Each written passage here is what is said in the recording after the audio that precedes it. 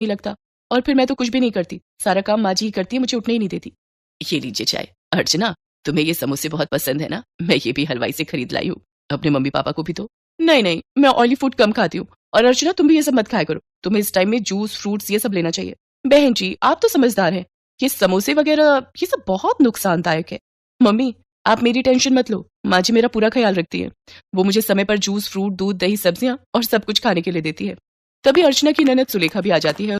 अर्चना भाभी, मैंने डॉक्टर से अपॉइंटमेंट ले लिया है, कल सुबह 11 बजे आपको मेरे साथ चलना है, तो आपका चेकअप हो जाएगा और बाकी जो इंजेक्शन वगैरह। सुलेखा, तुम्हारा कौन से हॉस्पिटल में बच्चा हुआ था जिस डॉक्टर के बारे में तुम बात कर रही हो? जी, वो बड़े बाजार में जो हॉस्पिटल है जहाँ डॉक्टर नेहा बैठती हैं, वो सस्ता बेकार सा हॉस्पिटल। अर्चना, तुम उस हॉस्पिटल में चेकअप के लिए जाओगी? तुम्हारा दिमाग तो ठीक है। अर्चना, तुम एक मामूली से हॉस्पिटल में चेकअप के लिए जाओगी? तुम चिंता मत करो, इन लोगों के पास अगर तुम्हारे इलाज के लिए पैसे नहीं है तो क्या हुआ, मैं तुम्हारे लिए इस शहर के सबसे बड़े नामी हॉस्पिटल में आज ही बात कर लेता हूँ। और तुम अभी के अभी अपना सामान पैक करो और हमारे साथ चलो। किसके घर? आपके घर पापा? मैं अभी अपना घर छोड़कर कहीं नहीं जा सकती।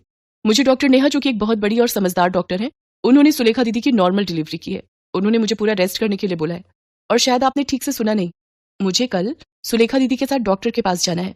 आप थोड़ी देर और बैठेंगे या जा रहे हैं? क्योंकि अभी ना मनीष आने वाले हैं, वो शहर में एक नया रेस्टोरेंट खुला है, वहां पर मेरी फेवरेट आइसक्रीम मिलती है, तो आज मेरा वो खाने का प्लान है, तो हम सब डिनर के लिए जाने वाले हैं।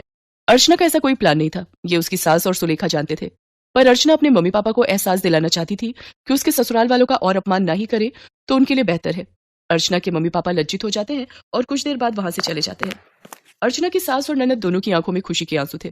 अर्चना अपनी सास और ननद के गले से लग जाती है। ये कहानी है सुभद्रा की। सुभद्रा गांव में रहती है और उसका बेटा अखिल शहर में। वो वहाँ एक मल्टीनेशनल कंपनी में जॉब करता है। सुभद्रा का बेटा अखिल अचानक से शहर से उससे मिलने गांव आया था। बेटे को देखकर वो बहुत खुश हुई और फिर से वही शिकायतें उसकी शुरू हो गई जो हर माँ की होती हैं। कैसी शक्ल बनाकर रखी है तूने? कितना दुबला हो गया रे तू? अरे खाना पीना ठीक से खाता नहीं है क्या? बहुत काम करवाते हैं क्या ऑफिस वाले? अरे माँ, कहाँ दुबला हुआ हूँ, वैसा ही तो हूँ। पता नहीं यार माँ की आँख ऐसी क्यों होती है, उसे अपना बच्चा दुबला ही दिखता है। तुझसे तो बोलना ही बेकार है। सुन, तू हाथ मुंह धो ले, मैं तेरे लिए आलू के पराठे बनाकर लाती हूँ। सुभद्रा रसोई में जाने लगी तो अखिल ने अपनी माँ का हाथ पकड़कर उसे सोफे पर बिठा लिया और कहा, अरे माँ, ये सब छोड़, मुझे तुमसे कुछ बहुत जरूरी बात करनी है। ये सुनकर सुभद्रा की आंखों में चमक आ गई और उसने खुश होकर उससे पूछा, क्या बात करनी है बेटा? शादी के बारे में? तू तैयार है? रुक, मैं तुझे कुछ दिखाती हूँ। सुभद्रा ने सोफे के पास रखी टेबल से कुछ लिफाफे निकाले और उससे लड़कियों की तस्वीर निकालकर अखिल को दिखाने लगी। बोल, कौन सी है तुझे पसंद? अखिल ने उन तस्वीरों को बेमन से देखा और माँ से कहा, माँ, मुझे इनमें से कोई भी पसंद नहीं है। क्या बोल रहा है तू? सारी इतनी सुंदर हैं, पढ़ी लिखी भी हैं। तब अखिल ने अपनी माँ से जो बात कही उसे सुनकर उनके चेहरे पर चमक आ गई। अरे सच? तूने लड़की पसंद कर ली है? अरे कौन है वो? क्या नाम है उसका? कहाँ की है? अरे माँ, एक साथ इतने सारे सवाल। ये कहकर अखिल ने अपना मोबाइल निकाला और उसकी गैलरी से आकांक्षा की तस्वीर निकालकर दिखाई। उसे देखकर सुभद्रा बहुत खुश हुई।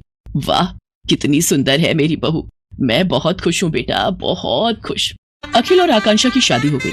जब वो पहली बार उसे लेकर घर आया तो सुभद्रा द्वार पर उसकी आरती उतार रही थी, तो आकांक्षा को ये सब पसंद नहीं आ रहा था। आकांक्षा शहर में रहने वाली मॉडर्न ख्यालों की लड़की थी। उसने सुभद्रा से कहा, क्या मम्मी जी, अब ये सब कौन करता है? अरे क्यों नहीं करता, सभी करते हैं। लक्ष्मी हो तुम मेरे घर की, और लक्ष्मी का स्वागत तो ऐसे ही किया जाता है। सुभद्रा की बातों को सुनकर आकांक्षा ने अपना मुंह बना लिया। अखिल चाहता था कि आकांक्षा थोड़े दिन माँ के साथ रहे, क्योंकि उसकी कंपनी वाले उसे देश से बाहर भेजने वाले थे। आकांक्षा ने भी कभी गांव देखा नहीं था, इसलिए उसने अखिल की बात टाली भी नहीं। ठीक है बाबा, लेकिन जल्दी आ जाना, मैं यहाँ अकेले बोर हो जाऊंगी। अखिल शहर चला गया। एक दिन की बात है, सुबह का समय था। आकांक्षा अपने कमरे में सोई हुई थी। सुभद्रा घंटी बजाते हुए पूजा कर रही थी। घंटी की आवाज से आकांक्षा डिस्टर्ब हो रही थी। वो गुस्से में बाहर आई और सुभद्रा से कहा, क्या मम्मी जी, सुबह सुबह इतना शोर क्यों कर रही हैं आप? ऐसा नहीं कहते बहू, मैं पूजा कर रही हूँ और अब तो सुबह के 7 बज गए। 7 बज गए तो मैं क्या करूँ? मुझे आप जैसे गवारों की तरह जल्दी उठने की आदत नहीं है। चलिए अब बंद करिए ये सब और मुझे सोने दीजिए। सुभद्रा को अपनी बहू की बात बहुत बुरी लगी, लेकिन वो चुप रह गई और खुद को ही दोष देने लगी। मेरी ही गलती है। अरे वो शहर की है, वहाँ लोग देर से सोते हैं, देर से जागते हैं। मुझे इस बात का ख्याल रखना चाहिए। आकांक्षा ज्यादातर समय या सोकर बिताती या अपने दोस्तों से बात करके। वो सुभद्रा की कोई मदद नहीं करती।